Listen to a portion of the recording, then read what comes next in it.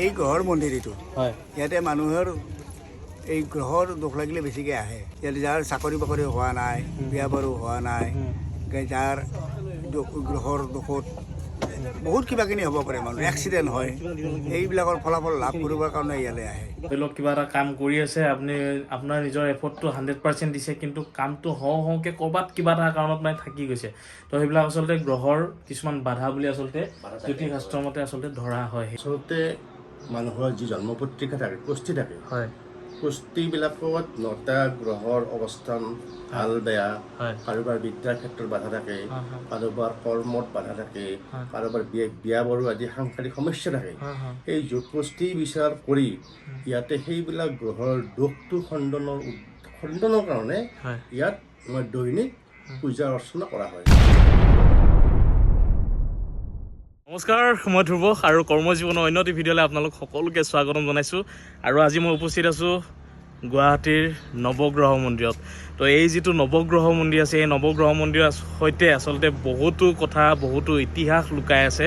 সেই সকলো ইতিহাস সম্পৰ্কে আজি আপোনালোকক অৱগত কৰাম আৰু লগতে এটা কথা আপোনালোকক জনাই থৈ দিওঁ যে আহোম ৰাজত্বৰ সেই যি শাসন আহোমৰ যি শাসন আছিলে 600 বছৰৰ আগত যি শাসন আছিলে সেই শাসনত মানুহে এটা ইমাজিন কৰি লয় যে সেই শাসন কালছোৱাত মানে শিৱসাগৰখনেই মেইন আছিল নেকি, কিন্তু একচুৱেলি তেনেকুৱা নহয়। 600 বছৰ আগত আজি যি আমি যে শুনিবলৈ পাওঁ প্ৰাগজ্যোতিষপুৰ মানে গুৱাহাটী এই ঠাইটুকুৰাটো ৰাজেশ্বৰ সিংহ আহি পিনি উপস্থিত হৈ কি কৰিছিলে সকলোখিনি আজি আপোনালোকক ধুনীয়াকৈ জনাম। এজন দাদা এজন আছে তেওঁ আপোনালোকক জনাই দিব সকলোখিনি কথা আৰু সম্পূৰ্ণ নৱগ্ৰহৰ সম্পূৰ্ণ ইতিহাস আজি আপোনালোকক এই ভিডিঅ'টোৰ সৈতে জনাম। আৰু আপোনালোকে য'ৰ পৰাই ভিডিঅ'টো চাই আছে এভাগী সেৱা আপোনালোকে নৱগ্ৰহ মন্দিৰত আগবঢ়াব পাৰিব আৰু বহুতো ভক্তৰ আগমন ঘটে এই নৱগ্ৰহ মন্দিৰত যিহেতু। তো আপোনালোকে যদিহে আহিব পৰা নাই এবাৰ মনৰ পৰা আপোনালোকে সেৱা কৰি দিব, হয়তো আপোনালোকৰ সেই আশা সপোন সফল হ'ব পাৰে। যিহেতুকে নৱগ্ৰহ মন্দিৰত প্ৰমাণ আছে যে এইদৰে মনৰ আশা মানে সফল হয়, মানে মনত যি আশা মানুহে ভাবি আহে সেই আশা সম্পূৰ্ণ হয় বুলি যিহেতুকে প্ৰমাণ আছে। তো সম্পূৰ্ণ কথাখিনি আজি আপোনালোকক দেখুৱাই আছোঁ। তেন্তে বলক আজি এই নৱগ্ৰহ মন্দিৰৰ সম্পূৰ্ণ ইতিহাসখিনি সকলোৱে জানক আৰু লগতে একদম ভক্তিৰে আপোনালোকে এই ভিডিঅ'টো উপভোগ কৰক।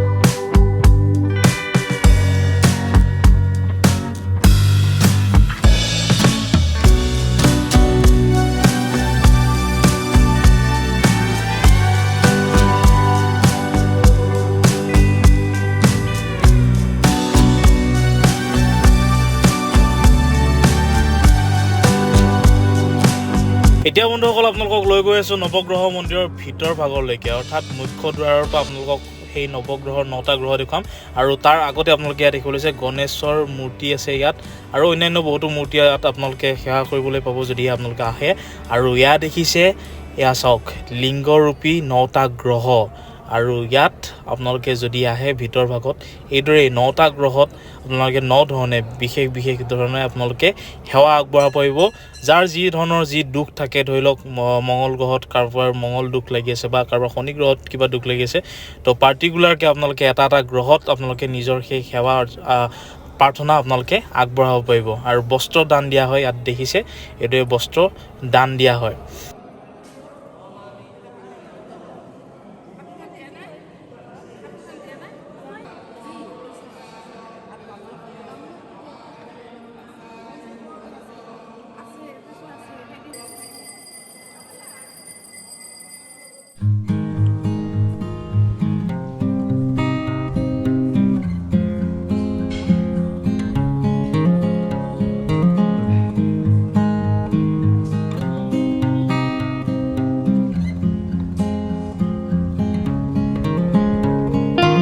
নৱগ্ৰহ মন্দিৰ আছে এই নৱগ্ৰহ মন্দিৰতে এটা সময়ত পুহ মাঘ এনেকুৱা ধৰণৰ মাহত চাগে মানে বিশ্ব শান্তিৰ বাবে ইয়াত হোম পুৰা হয় আৰু এতিয়াও যদি কোনোবাই যদি প্ৰাইভেটকৈ নিজাববীয়াকৈ যদি এনেকুৱা ধৰণৰ হোম পৰ্ব যদি কোনোবাই কৰিম বুলি ভাবে তেন্তে ইয়াতে বৰ্তমান সেই মোৰ পাছফালে আপোনালোকে দেখিবলৈ পাইছে ইয়াত হোম বৰ্তমান পুৰি থকা হৈছে তো এইদৰে আচলতে এটা খুব আধ্যাত্মিক এটা শক্তিৰ উপলব্ধি হ'ব যদিহে আপোনালোকে নৱগ্ৰহ মন্দিৰত যদি আপোনালোক আহে আৰু এটা কথা আপোনালোকক জনাই থৈ দিওঁ যে যদিহে মনতে ভাবিছে যে আপোনালোকে নৱগ্ৰহ মন্দিৰৰ এই ভিডিঅ'টো চাই পিনি যদি সেৱা কৰিম বুলি ভাবিছে তেন্তে আপোনালোকে মনতে 3বাৰ এনেকৈ ক'ব পাৰে আদিত্যাদি নৱগ্ৰহ আদিত্যাদি নৱগ্ৰহ আদিত্যাদি নৱগ্ৰহ এইদৰে আপোনালোকে সঁচা অন্তৰৰ পৰা মানে ভগৱানৰ অৰ্চনা কৰি পিনি নৱগ্ৰহ মন্দিৰক এইদৰে মনৰ পৰা আপোনালোকে পূজা অৰ্চনা কৰিব পাৰিব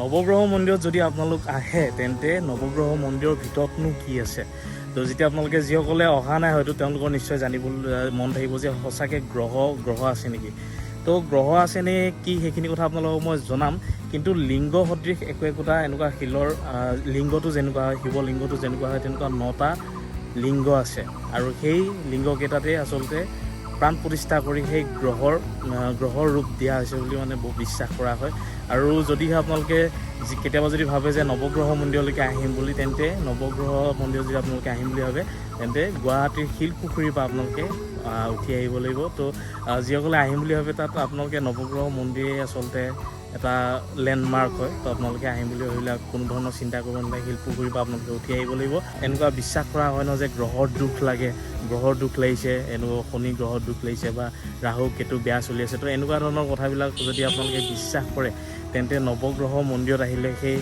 সেই গ্ৰহৰ দুখবোৰ আচলতে ইয়াতে কটা যায় বুলি বিশ্বাস কৰা হয় যদি আপোনালোকে ভাবিছে যে মোৰ অমুকটো গ্ৰহৰ দুখ লাগি আছে বা এনেকুৱা ধৰণৰ সেই গ্ৰহৰ সেই দুখখিনি খণ্ডন কিদৰে কৰিব যদিহে নৱগ্ৰহত আহে নৱগ্ৰহ মন্দিৰত যদি আহে ইয়াত কিছুমান জ্যোতিষী আছে সেই জ্যোতিষীসকলৰ মত পৰামৰ্শ অনুযায়ী যদি আপোনালোকে সেই প্ৰায়শ্চিতসমূহ যদি কৰে তেন্তে বিশ্বাস কৰা হয় সকলো গ্ৰহৰ দুখ আপোনালোকৰ কটা যাব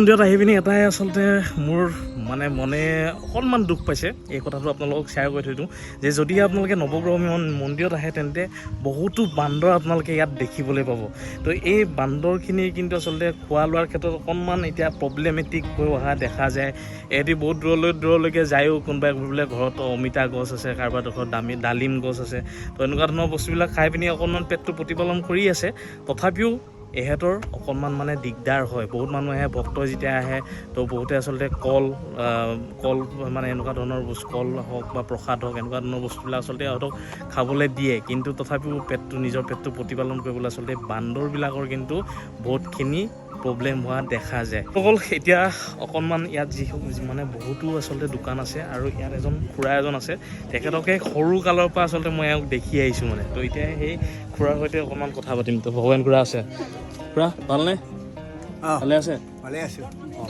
অকণমান কওকচোন এতিয়া নৱগ্ৰহ মন্দিৰৰ বিষয়ে যিসকলে বহুত দূৰৰ পৰা চাই আছে ভিডিঅ'টো মন্দিৰৰ বিষয়ে ক'ব লগা এই গ্ৰহৰ মন্দিৰ এইটো হয় ইয়াতে মানুহৰ এই গ্ৰহৰ দুখ লাগিলে বেছিকৈ আহে আৰু গ্ৰহৰ দুখ নালাগিলেও আহে ইয়াত যাৰ চাকৰি বাকৰি হোৱা নাই বিয়া বাৰু হোৱা নাই যাৰ গ্ৰহৰ দুখত বহুত কিবাকিনি হ'ব পাৰে মানুহ এক্সিডেণ্ট হয় এইবিলাকৰ ফলাফল লাভ কৰিবৰ কাৰণে ইয়ালৈ আহে মানুহে বিচাৰি আৰু এই মন্দিৰটোৱে পৃথিৱীৰ বিখ্যাত মন্দিৰ কি ইয়াত হিন্দু মুছলমান খ্ৰীষ্টান চব মানুহ আহিব পাৰে অন্য মন্দিৰত যাব নোৱাৰে আমাৰ ইয়াত চব মানুহ আহিব পাৰে এই মন্দিৰত অকল এতিয়া আপোনালোকক জনাম যে মই যিহেতুকে আপোনালোকক কৈ আছিলোঁ যে নৱগ্ৰহ মন্দিৰ সম্পৰ্কে সকলোখিনি ইতিহাস আজি আপোনালোকক জনাম কিন্তু সেই ইতিহাস সম্পৰ্কে মই অৱগত হ'লোঁ মোৰ এজন মামা এজন আছে তেওঁৰ সৈতে আপোনালোকক চিনাকি কৰাই দিম কিন্তু মই যদি কওঁ তেন্তে হয়তো কিবা ভুল ভ্ৰান্তি হৈ যাব পাৰে কিন্তু সেইকাৰণে মই নকওঁ ইয়াতেই নৱগ্ৰহ মন্দিৰতে তেওঁ আছে আৰু বহুত দিনৰ পৰাই তেওঁ নৱগ্ৰহ মন্দিৰৰ সৈতে জড়িত হৈ আছে আৰু মোৰ সৈতে আছে এইফালে অমৰ মামা। ভালনে মামা? নমস্কাৰ, ভাল। অঁ মামা, আচলতে তুমি বহুত দিনৰ পৰা জ্যোতিষ চৰ্চা কৰি আছা, বহুত দিন হ'ল, বহুত বছৰ হৈ গ'ল। তো অকণমান এতিয়া নৱগ্ৰহ মন্দিৰৰ সম্পৰ্কে জানো যে নৱগ্ৰহ মন্দিৰৰ ইতিহাসটো কি, কেনেকুৱা ধৰণৰ সকলোখিনি অকণমান জনাই দিয়া মোৰ ভিউৱাৰ্ছসকলক। মোকতো বাৰু তুমি ক'লে। এতিয়া নৱগ্ৰহ মন্দিৰ বুলি ক'লে হয় ইয়াতে 9টা গ্ৰহৰ পূজা অৰ্চনা কৰা হয়।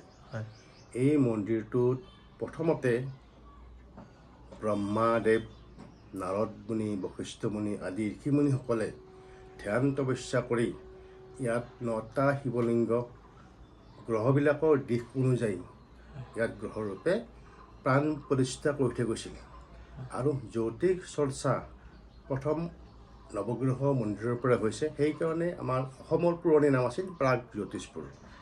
যিটো আহোম ৰজা আৰু আহোম ৰজা ৰাজস্ব সিংহই 1674 খ্ৰীষ্টাব্দত ইয়াত মন্দিৰটো তেখেতে ইয়াত গ্ৰহৰ অৱস্থান গম পায় ইয়াতে তেখেতে মন্দিৰটো বনাই দিছিল। কালক্ৰমত সেই পুৰণা মন্দিৰবোৰ ভাঙি নষ্ট হোৱাৰ পিছত বৰ্তমান যিটো মন্দিৰ আছে, এই মন্দিৰটো ধৰা আজিৰ পৰা 55 বছৰমান আগত আমাৰ সেই সময়ৰ চৰকাৰ তথা আৰ্কিঅলজি ডিপাৰ্টমেণ্টে মন্দিৰটো ইয়াত পুনৰ নিৰ্মাণ কৰি দিছিল। মানে তোমাৰ যি নৱগ্ৰহ, যি 9টা গ্ৰহ আছে, সেই শিৱলিংগৰূপী যি 9টা গ্ৰহ আছে, তাত ব্ৰহ্মাই প্ৰাণ প্ৰতিষ্ঠা কৰিছে। সেই ঋষিমুনিসকলে ধ্যান তপস্যা কৰি ইয়াত জ্যোতিষ শাস্ত্ৰৰ আৰম্ভ কৰিছিল।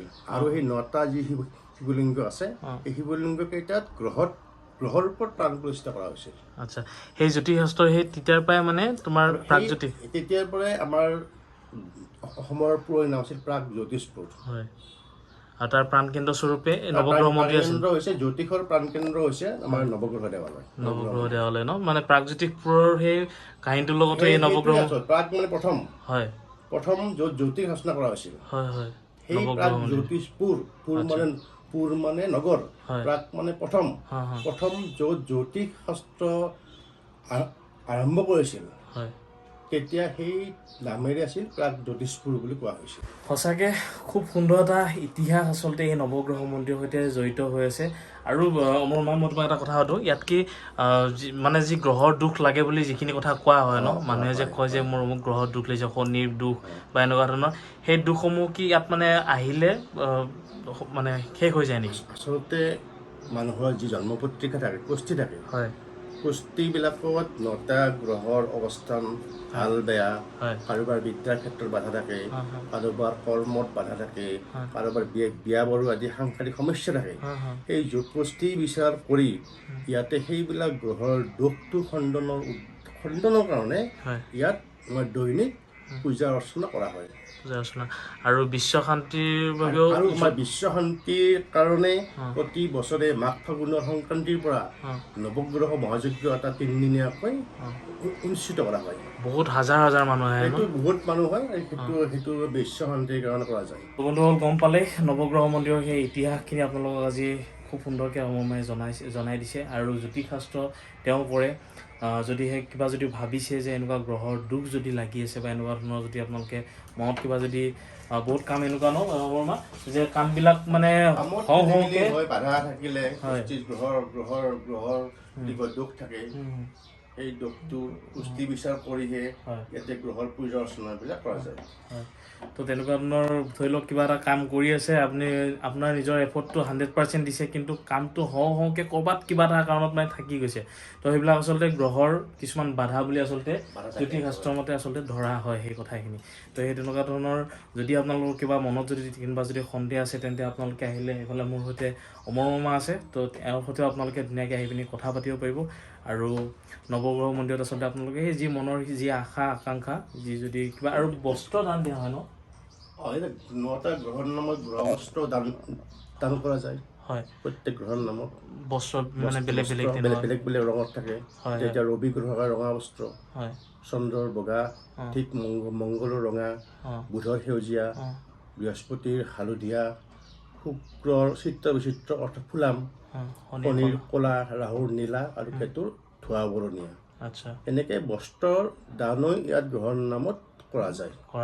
তাৰ ওপৰত যদি নিৰ্দিষ্ট গ্ৰহৰ দোষ থাকে, সেই গ্ৰহৰ পূজা আদি হোমযজ্ঞ আদি ইয়াতে কৰা হয় দৈনিক কৰা যায় ব্যক্তিগতভাৱে কৰা হয় ব্যক্তিগতভাৱে হয় হয় তেনেকুৱাকৈ হোম যজ্ঞ যদি কৰিব বিচাৰে তেন্তে ব্যক্তিগতভাৱে আচলতে দৈনিক তেনেকুৱা ধৰণৰ হোম যজ্ঞ আচলতে ইয়াত ব্যৱস্থা কৰা হয় নৱগ্ৰহ মন্দিৰত। এনে বন্ধুসকল আজি এই নৱগ্ৰহ মন্দিৰৰ ভিতৰতে ইমানতে সামৰি মোৰ পাছফালে দেখিছে ভগৱান গণেশ আছে।